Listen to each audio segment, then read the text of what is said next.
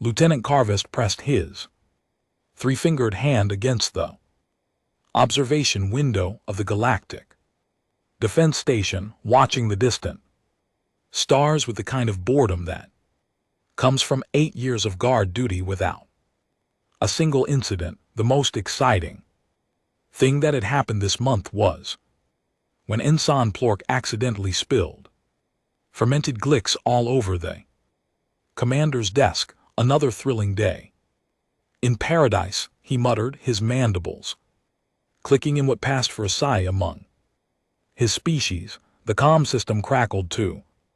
Life in Carveth's supervisor, hulking Brontax named Grell, appeared on the screen. His 4 eyes blinked in sequence, which usually meant something had gone wrong again. Carveth, we have a situation. Let me guess. Someone ordered the wrong fuel shipment.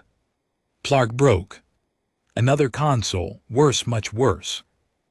Human just got deployed to Sector 12. Carveth felt his respiratory sacs deflate. Sector 12, the sector currently hosting the most brutal ground war the galaxy had seen in 3 decades.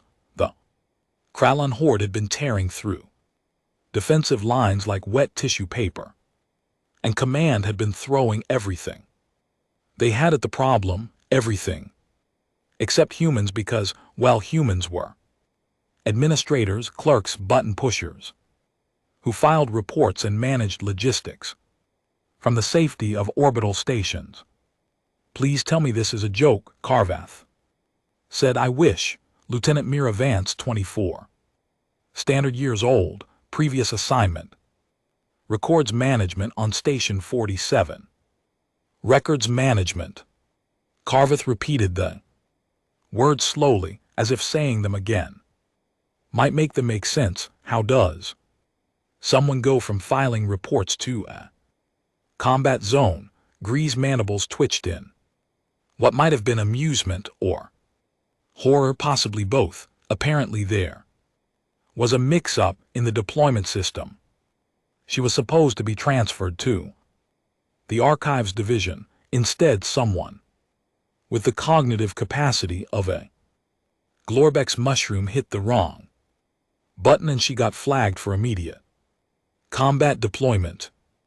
And nobody caught this. The order came through during 3rd shift. You know how it is. Half the staff was probably asleep at their stations by the time anyone noticed. She was already on a transport headed for the surface. Carveth closed all 4 of his eyes and tried to imagine what the Galactic Council was going to say when they found out a human, a species known primarily for their ability to create spreadsheets and organize supply chains, had been dropped into the middle of an active war zone. It was going to be a diplomatic nightmare wrapped in a bureaucratic disaster with a side of complete embarrassment. So what are we doing about it? Command is working on extraction protocols now. But it's complicated. The Krallon just launched a major offensive. Every available transport is either engaged in combat operations or evacuating wounded. Earliest we can pull her out is 72 hours. 72 hours. Carveth's voice rose an octave. The average life expectancy down there is measured in minutes. I am aware, Grell said dryly, which is why I am informing you that you have been assigned to monitor her suit telemetry. If, and this is a very optimistic if, she somehow manages to survive, we need documentation of everything that happens. Command wants a full report. You want me to watch a human die in real time and take notes. I want you to do your job, Lieutenant. The screen went dark and Carveth slumped in his chair. This was exactly the kind of disaster that derailed careers. Someone was going to take the fall for this monumental screw-up, and he had a sinking feeling it would not be the idiot who hit the wrong button. He pulled up Lieutenant Mira Vance's file, curious to see what kind of human had just been handed what amounted to a death sentence. The image that appeared on his screen showed a young woman with dark hair pulled back in a regulation bun, brown eyes staring at the camera with the kind of neutral expression that came from years of dealing with military photographers.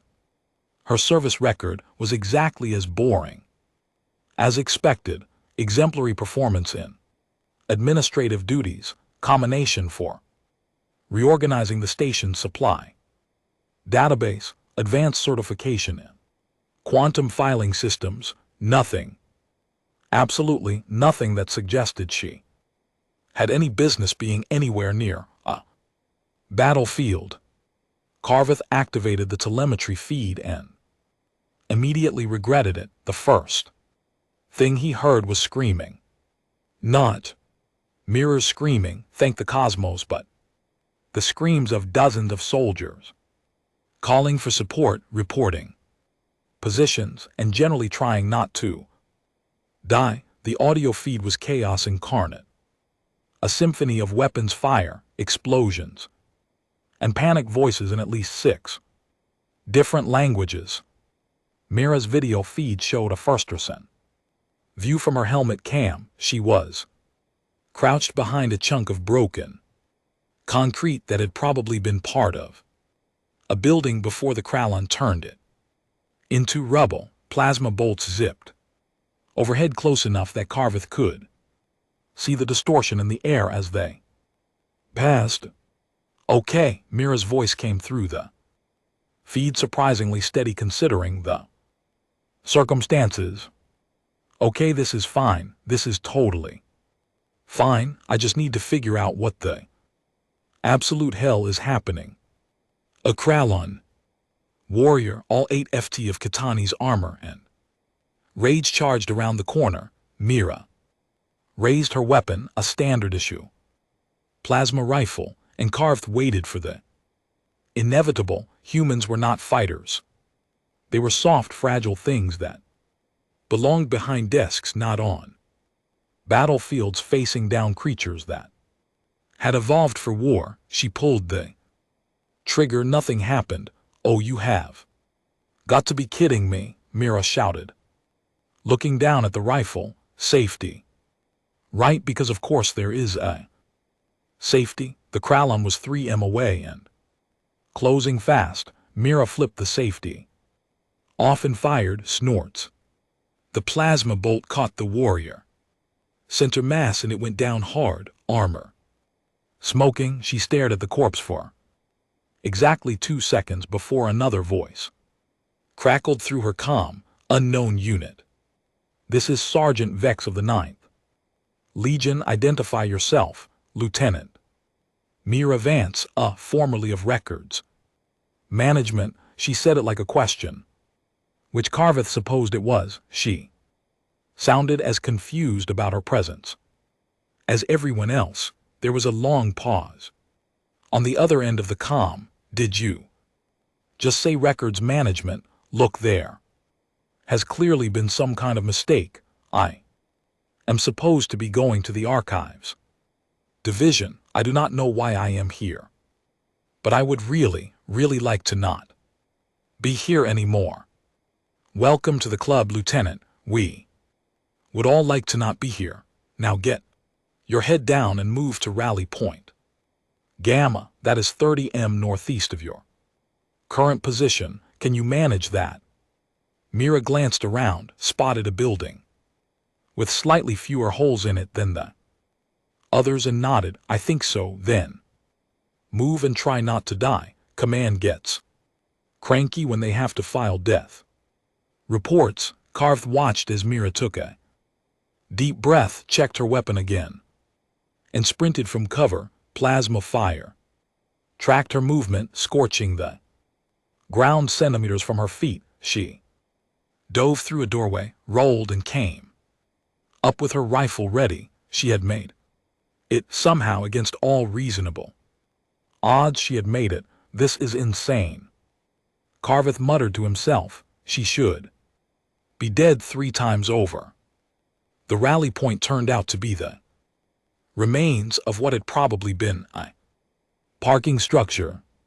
A dozen soldiers from various species were hunkered down behind makeshift barricades, returning fire at cron positions across the street. Sergeant Vex, a Talvarian with scales the color of burnished copper, spotted Mira and waved her over. So, you are the human they dropped into this mess, Vex said, looking her up and down. Got to admit, when command said they were sending reinforcements, I expected someone with actual combat training. You and me both, Sergeant, Mira replied, sliding into position next to him. Any chance there is a transport coming to pull me out? Not for 3 days, assuming any of us are still alive by then. Vex handed her a spare energy pack. You know how to reload that thing. Mira looked at the energy pack, then at her rifle, then back at the pack. I am going to go with no, but I'm a really fast learner.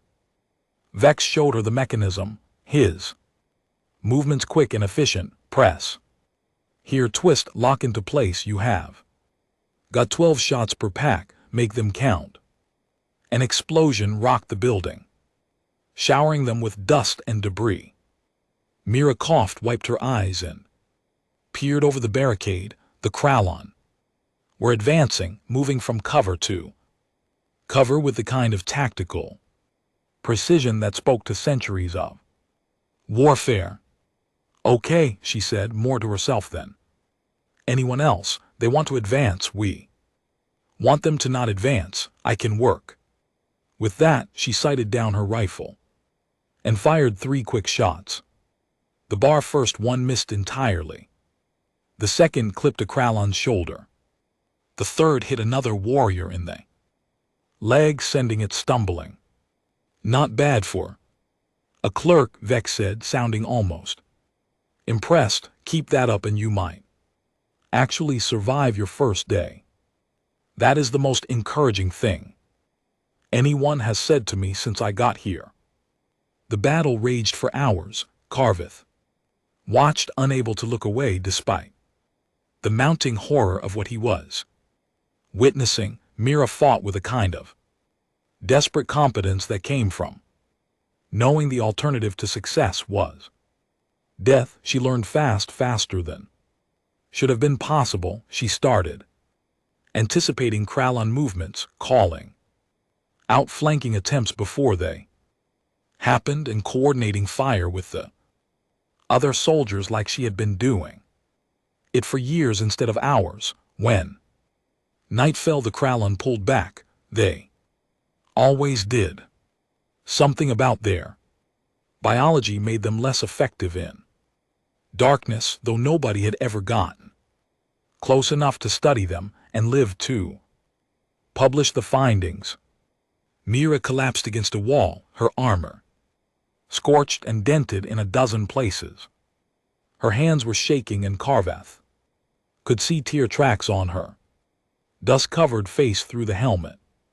Cam, I filed reports, she said to nobody in particular. Yesterday my biggest concern was whether we had enough purple folders for the quarterly inventory. Now I have killed what?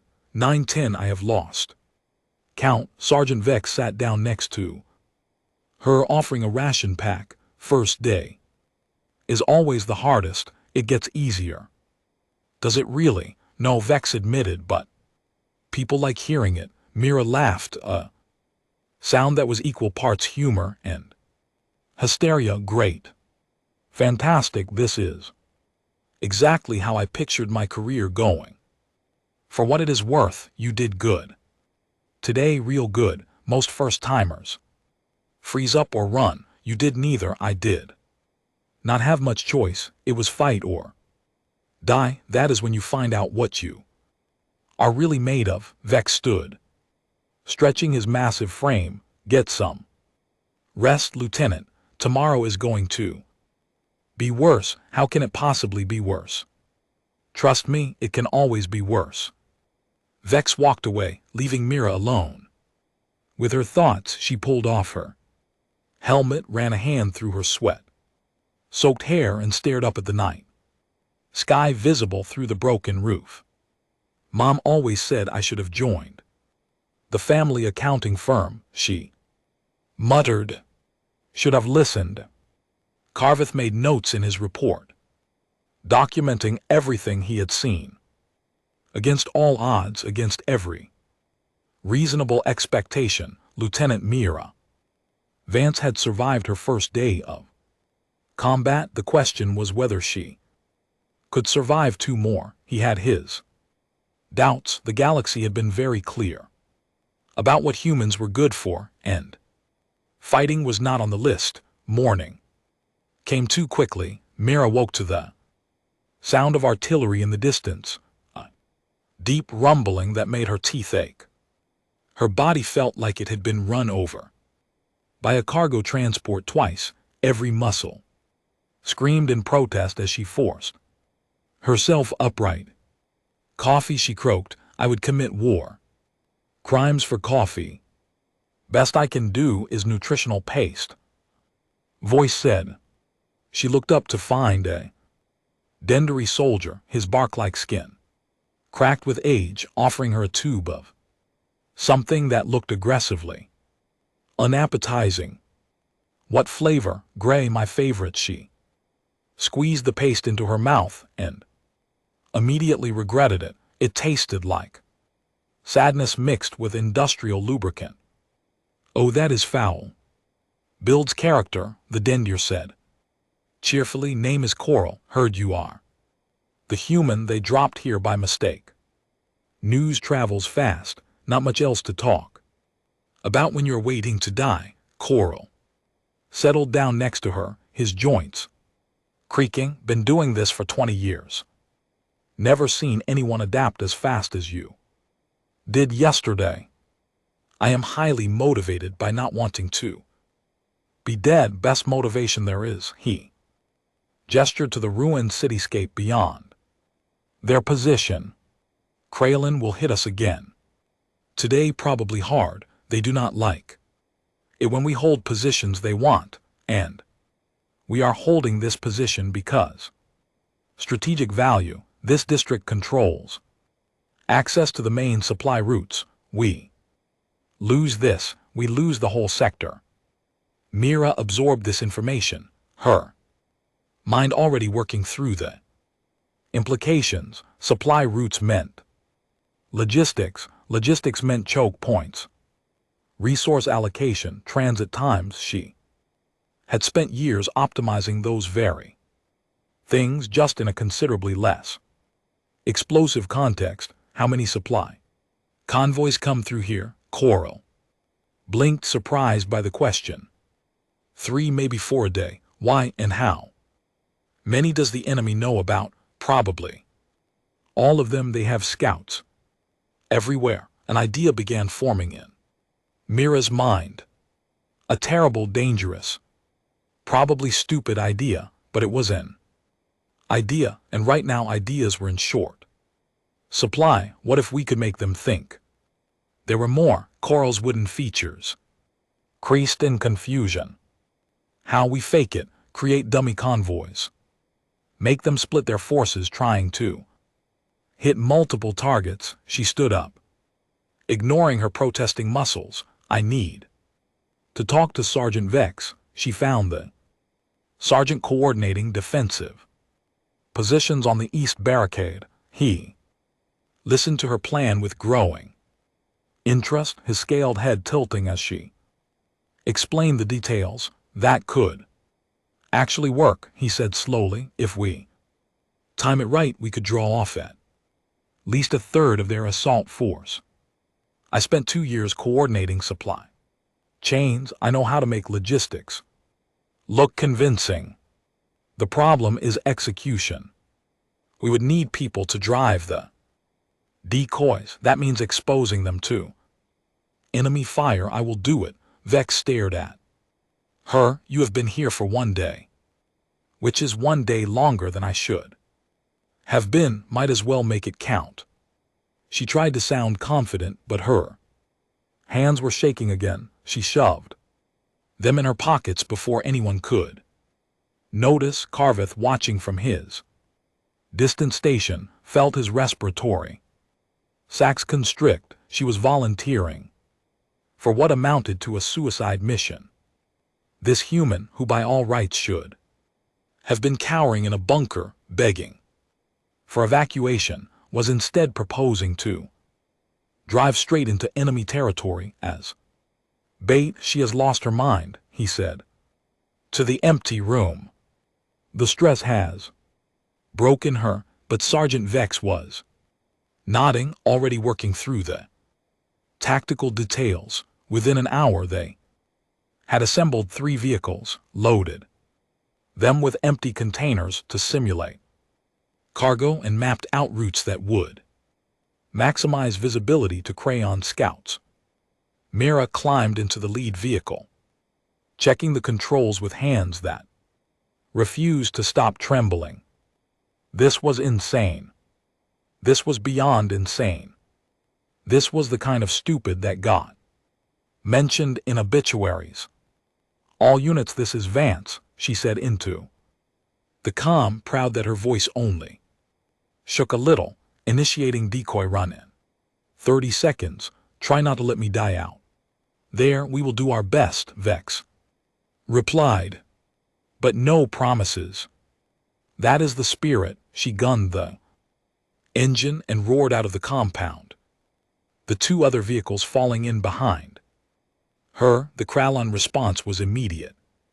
Plasma fire erupted from a dozen positions, tracking the convoy as it raced down the ruined street. Contact left, one of the other drivers shouted. Multiple hostiles. Mira yanked the steering mechanism hard, the vehicle sliding sideways as a plasma bolt scorched the air where she had been a second before. Her heart hammered against her ribs so hard she thought it might break through. Keep moving, she yelled. They're taking the bait, and they were. Carveth watched the tactical displays as Kron units diverted from their assault positions, pursuing the convoys. It was working against all logic, against all reason. It was actually working. The main Krallon force hit the compound 15 minutes later, but their numbers were reduced by nearly 40%.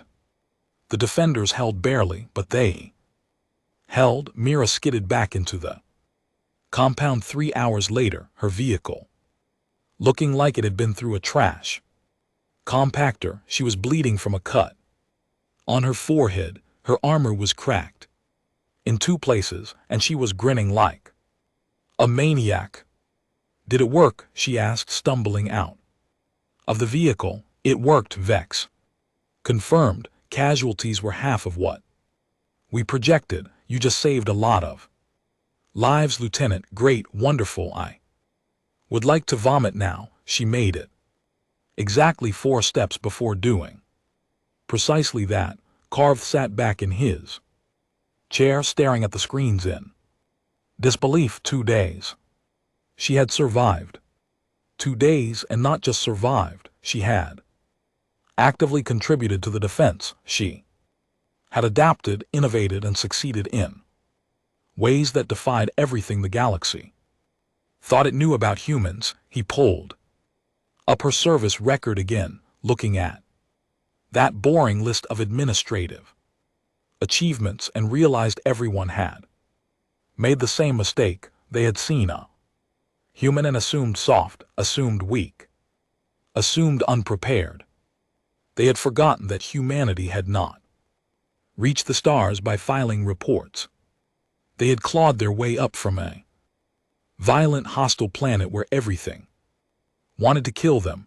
They had survived ice ages and predators and their own worst impulses.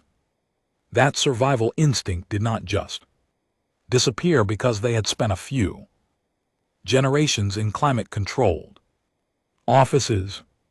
Mirace was proving that in the most dramatic way possible. The third day dawned with artillery fire, lots of artillery fire. The Krallon had apparently decided that subtlety was overrated and were simply trying to level the entire district. This is bad, Coral said, which Carveth had learned was Dendery, for we are all probably going to die. How bad? Mira asked, pulling on her battered helmet.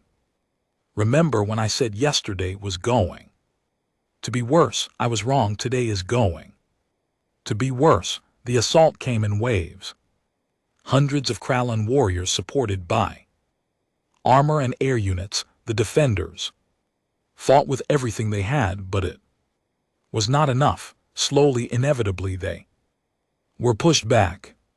Mira found herself in the center of the maelstrom, coordinating fire teams and calling out target priorities. Something had shifted in her over the past 3 days. The terrified clerk was still there, buried deep, but on the surface was something harder, something that had learned to fight because the alternative was unacceptable.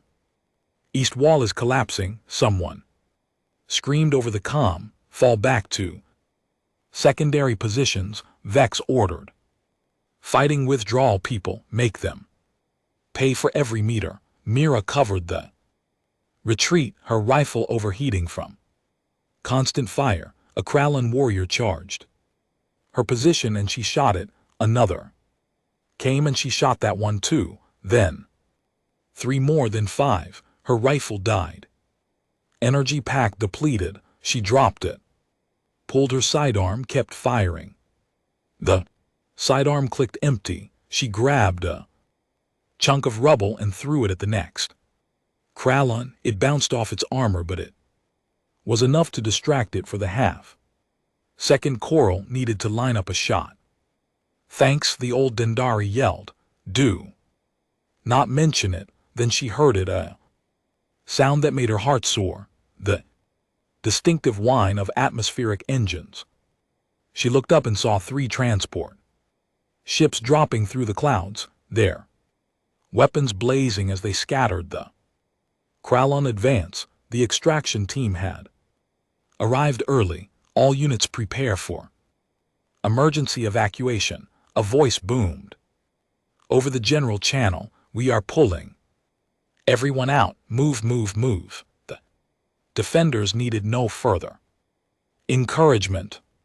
They ran for the landing zone, fighting a desperate rear guard action as the transport settled into position. Mira was the last one to board, turning at the ramp to fire one final burst at the pursuing Krallon. Then hands grabbed her, pulling her inside, and the transport was lifting off, leaving the ruined city below. She collapsed on the deck, gasping for air, her entire body shaking with exhaustion.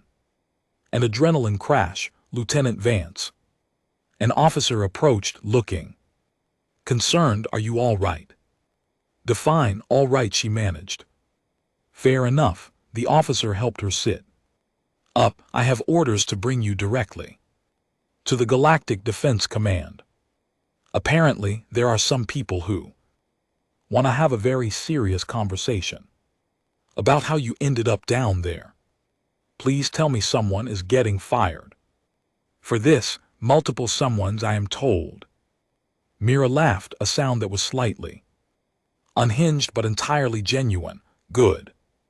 That is really, really good. The medical bay of the orbital station smelled like antiseptic and recycled air. Mira sat on an examination table while a Vidian medic, her tentacles moving with practice deficiency, scanned her injuries. The cuts and bruises were superficial, but the medic kept making concerned clicking noises with her beak. Your stress hormone levels are catastrophic, the medic said, her translator rendering the words in a flat, mechanical tone. You should be catatonic. I will pencil that in for later, Mira replied, wincing as the medic applied something cold to the gash on her forehead. Right now I am running on spite and whatever was in that gray nutritional paste. That explains the elevated toxin readings. The medic sealed the wound with a dermal regenerator. You are cleared for duty, though I strongly recommend psychological evaluation. Added to the list. 20 minutes later, Mira found herself standing outside the office of Admiral Thoros, the Galactic Defense Command's regional coordinator. She still wore her battered combat armor. Her hair was a disaster, and she was pretty sure she smelled like a chemical fire, not exactly parade ground material. The door slid open before she could knock. Lieutenant Vance, get in here, a growly voice commanded. Admiral Thoros was a cranner, which meant he looked like someone had crossbred a rhinoceros with a tank and given it anger management issues. His office was sparse, decorated only with tactical maps and what Mira assumed were either commendations or very aggressive threats. With Crow culture, it was hard to tell, sir, Mira said, snapping to attention. Despite her exhaustion, sit down before you fall down, Lieutenant. Thoros gestured to a chair that had clearly been designed for someone with a different skeletal structure. We have got a situation. Another one, because I am pretty much at capacity for situations right now. The Admiral's tusks twitched in what might have been amusement. Fair assessment, let me be direct. Your deployment to Sector 12 was a catastrophic administrative failure. Heads are already rolling. The logistics officer responsible has been reassigned to counting supply crates on the edge of the galaxy for the rest of his natural life. Good. However, Thoros continued, pulling up a holographic display. Your performance during those 72 hours has created a different kind of problem. Every commander in the sector is now requesting human personnel for combat operations. They think you are some kind of secret weapon we have been holding back. Mira stared at him. That is the most ridiculous thing I have ever heard. I am a clerk who got lucky and did not die. Sergeant Vex's report disagrees. He cited your tactical innovations, rapid adaptation to combat conditions, and what he called, and I quote, terrifying competence under pressure. Thoros leaned back in his chair, which groaned under his weight. The convoy deception alone saved an estimated 200 lives. I just applied basic logistics theory. Anyone could have done it, but they did not. You did. The Admiral studied her with eyes that had seen decades of war. Here is the situation. Lieutenant Command wants to know if this was a fluke or if humans actually have combat potential we have been overlooking. So what? I am some kind of experiment. Now you are a data point, an extremely interesting data point. Thoros pulled up another screen showing casualty statistics. Human administrative personnel have a 99.7% survival rate in their assignments. No. Why? Because we work in offices. Exactly. We put you in safe positions because we assumed you could not handle anything else, but you just spent 3 days in a meat grinder and not only survived, but excelled. That challenges some very fundamental assumptions about species capabilities. Mira felt a headache building behind her eyes. Admiral, with all due respect, I do not want to be the poster child for humans in combat. I want to go back to filing reports and never seeing another plasma rifle for the rest of my life. Unfortunately, that is not an option. Excuse me, Thoros. Tapped the desk and a new image appeared. It showed Mira covered in dust and blood standing on the transport ramp, firing at pursuing Krallon forces. Someone had captured the moment. Perfectly, she looked fierce. Determined, heroic, she looked like a soldier. This image has been all over the galactic news feeds for the past 6 hours. Thoros said the headline is lost. Clerk becomes war hero. You are famous. Lieutenant, whether you want to be or not. Mira wanted to scream. Instead, she took a deep breath and asked, what happens now? Now you get a choice. You can accept a transfer to proper combat training, become an actual soldier, and help us figure out if other humans can do what you did, or you can take a medical discharge, go home and spend the rest of your life answering questions about those 3 days. Some choice. Best I can offer. The Admiral's expression softened slightly. For what it is worth, I think you have real talent for this. Raw talent, unrefined, but talent nonetheless. Given proper training, you could be exceptional. I just want to be alive. Those two things are not mutually exclusive. Mira looked at the image of herself. Again, that woman firing from the transport ramp seemed like a stranger. Someone wearing her face but filled with something Mira had not known she possessed: courage, skill, purpose. She thought about Sergeant Vex, about Coral, about all the soldiers who had accepted her without question and fought beside her like she belonged. She thought about the Krallon warriors she had killed and the lives she had saved by improvising solutions to impossible problems. Maybe she was not just a clerk anymore. Maybe she had never been just a clerk. If I do this, she said slowly, I want assurances, real training, not just throwing me at problems and hoping I survive. And I want a say in how other humans are recruited and deployed. No more wrong button presses that get people killed. Thoros' tusks curved upward in a genuine smile. Deal. Welcome to the real military, Lieutenant. 3 months later, Karveth found himself once again staring at screens. But this time he was watching something considerably less terrifying. Mira Vance stood in a training facility, instructing a class of 20 human recruits on tactical combat maneuvers. She moved with confidence now, her commands crisp and clear, her demonstrations efficient. The recruits hung on her every word. The key is not to think like soldiers from species that evolved for war, she was saying. We did not.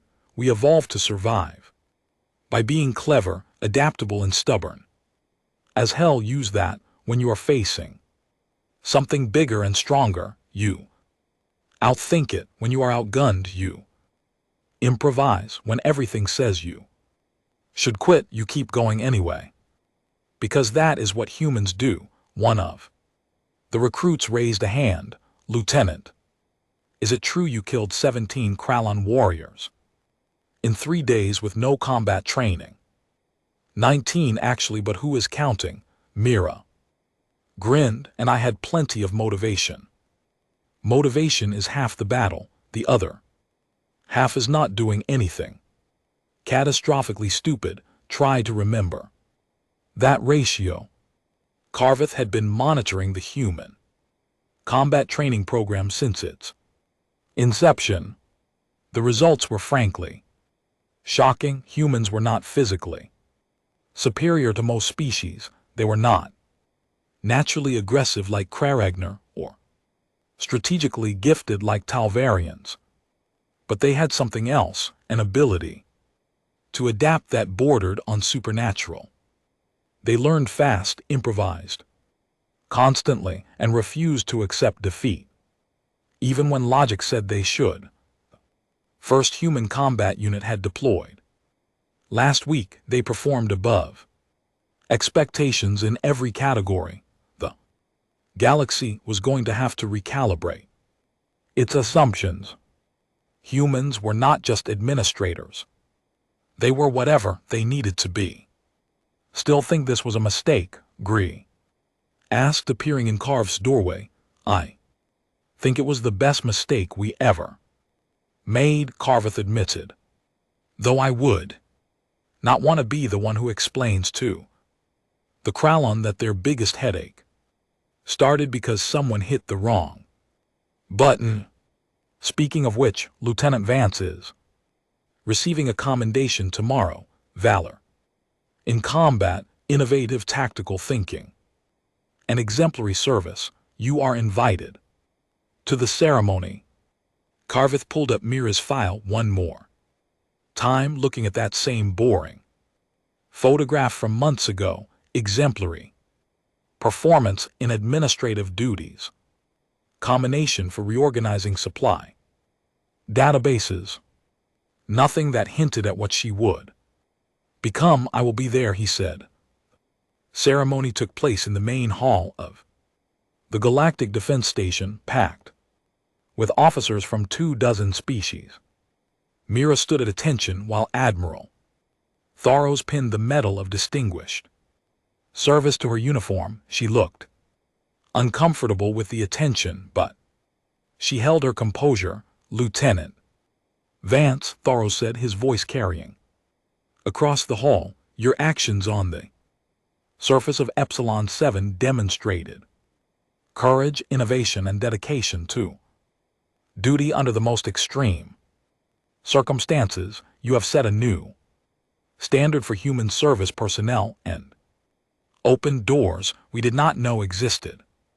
The galaxy is safer because you refused to quit when quitting would have been reasonable. Thank you. The hall erupted in applause. Mira saluted, her face carefully neutral, but Carveth could see the emotion in her eyes. After the ceremony, Carveth approached her in the reception area. She was surrounded by well-wishers, but she spotted him and excused herself. Lieutenant Carveth, she said, extending her hand in the human gesture of greeting. I understand you were watching my telemetry during those 3 days. I was, he clasped her hand awkwardly, still not entirely comfortable with the custom. I thought I was going to watch you die. Instead, I watched you rewrite the book on human capabilities. It was terrifying and inspiring in equal measure. I was just trying not to get killed. That is what everyone says, but there is trying not to die, and then there is what you did. Carveth tilted his head, studying her. Do you regret it, being thrown into combat? Mira was quiet for a long moment. I regret that people died. I regret that the war is still happening, but regret the experience itself. No, I learned things about myself I never would have discovered filing reports. I found out I am capable of more than I thought possible. That has value, even if it came at a terrible price. Especially then. She looked around the reception hall at the mix of species celebrating and networking. The galaxy spent centuries putting humans in boxes labeled safe and boring. Someone had to break out eventually. I'm just glad I survived the experience. So what is next for you? More training, more teaching. Command wants me to help develop doctrine for human combat units. Turns out a lot of what I did instinctively can be systematized and taught. She smiled, and it was the first genuinely relaxed expression Carveth had seen from her. Also, I have been promoted. Captain Vance has a nice ring to it. Congratulations, Captain. Thank you. And Carth, thanks for watching over Me, I read the report you filed. You advocated for immediate extraction.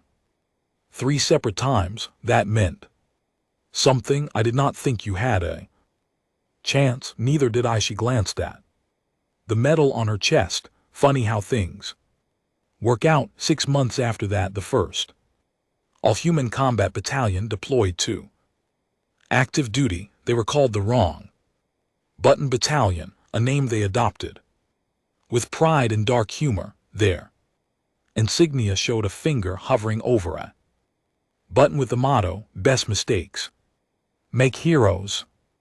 Mira served as their executive officer, applying everything she had learned to keep them alive and effective.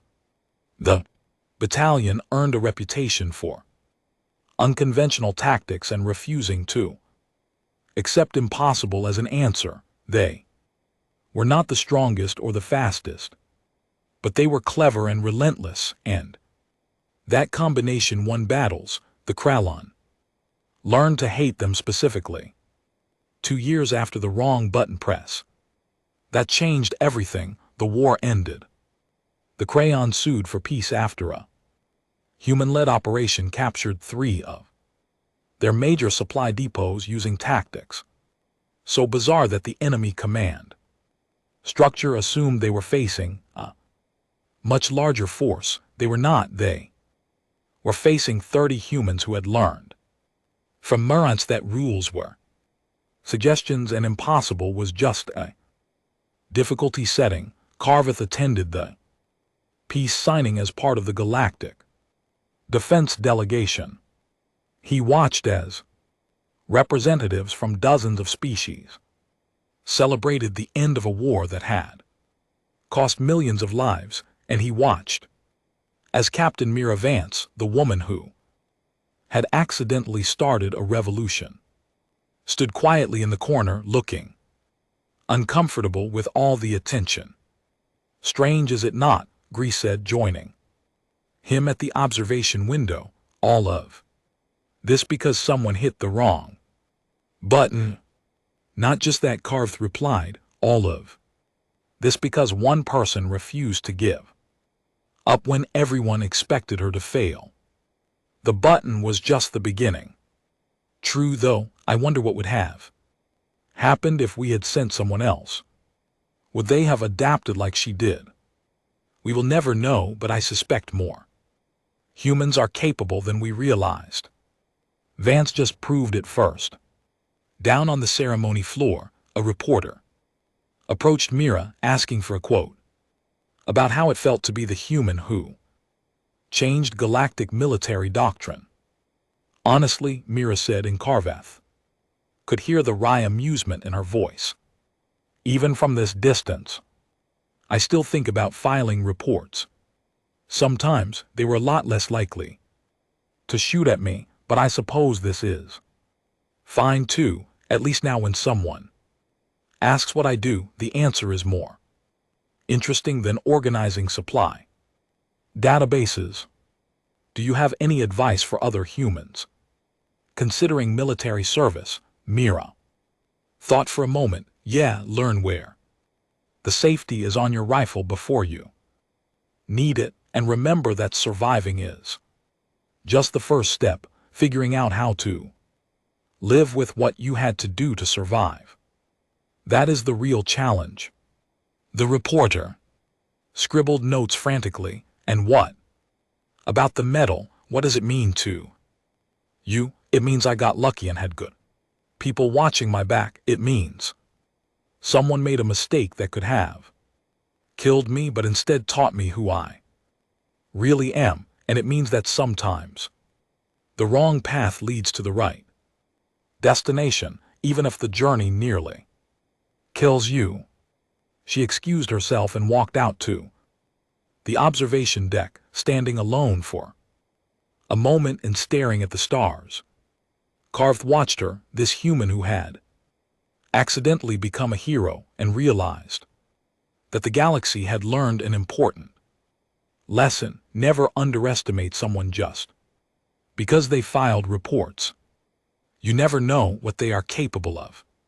until you give them a reason to find out.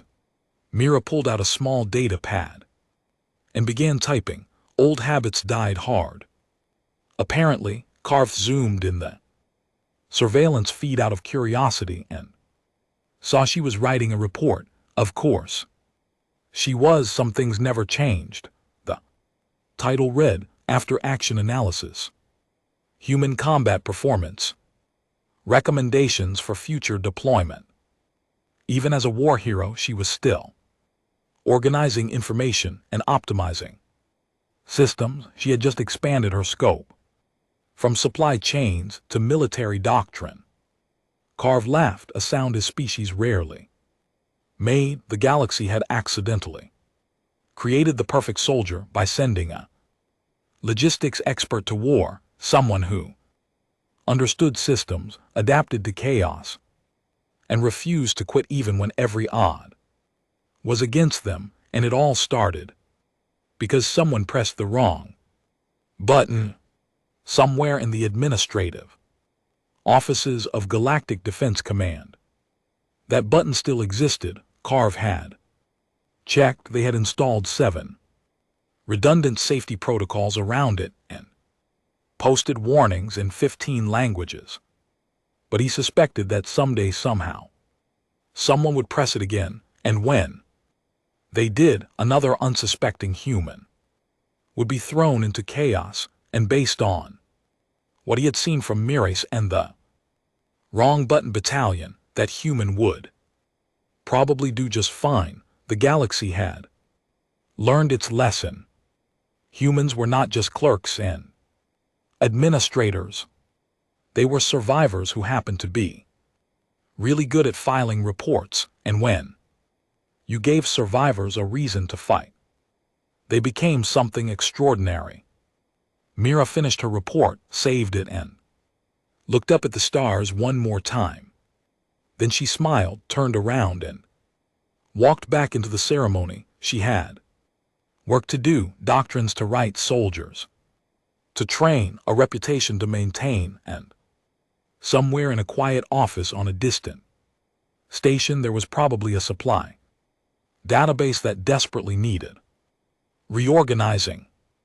But that could wait. She had a speech to give, hands to shake, and a future to build. The galaxy had accidentally discovered what humans could do when pushed beyond their comfort zones. Now, it was her job to make sure that discovery meant something, to ensure that no more humans got thrown into war zones by accident, and that those who chose to serve were prepared for what they would face. It was a big job, an important job, the kind of job that would have terrified the version of herself who had climbed into that transport 3 years ago expecting a quiet assignment to the Archives Division. But that version of her was gone, replaced by someone who had learned to fight, to lead, and to survive against impossible odds. Captain Mira Vance, war hero, tactical innovator, and still at heart someone who really appreciated a well-organized filing system. The galaxy would never look at humans the same way again, and it all started with one wrong button.